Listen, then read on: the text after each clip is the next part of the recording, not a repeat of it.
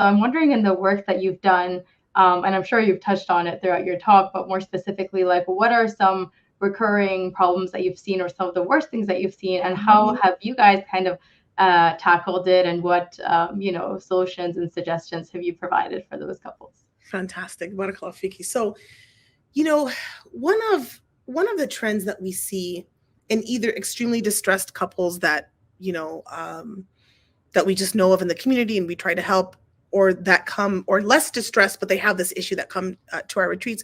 One of them is finance differences in understanding, finances. I would say a bigger one is in-law.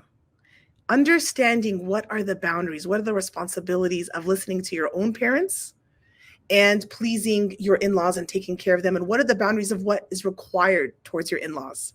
If you were to give a generalized situation, it's usually an issue of mother-in-law not having boundaries. Sometimes father-in-law, like I said, I'm giving a general. I'm not giving like this is all the problems. But mother-in-law putting pressure on a son to engage in his family in a certain way or do certain things to fulfill her request.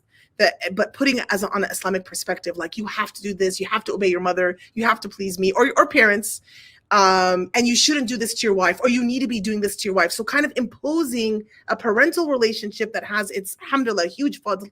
They are praised by Allah subhanahu wa ta'ala. We need to forever be grateful and gentle and loving towards them and supportive. But imposing now, taking that religious understanding of parents, but now imposing that in a marital relationship is an extremely, one of the most common and destructive issues that we see in relationships. Other ones are, it's so basic, I know, but this also lack of proper communication. It plays out in different ways, but this understanding that if I'm upset, I'm either A, gonna lash out, and hey, husband or wife, you should just accept my lashing out because this is how I talk, right? Deal with it. Or B, not saying anything and expecting you to know what it is that's bothering me.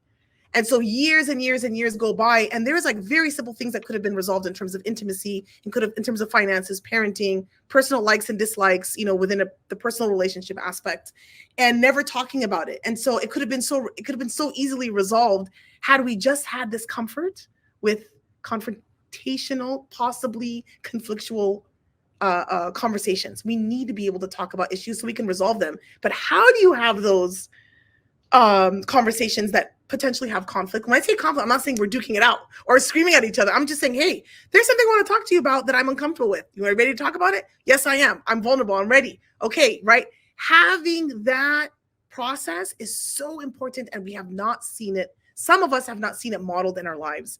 And I think once we break that cycle, we're really able to move forward. And that's one of the things that we cover in our retreats. Is how to communicate, how to resolve conflict, how to build up the relationship so there's that beautiful love, so you're ready to weather the storm when it comes. And when the storms, or maybe just the wind, maybe a little bit of rain comes, you're able to have those conversations in a way that it's comfortable. We don't just clam up and run away or get ready to put on our gloves and start fighting. And I don't mean in a physical way.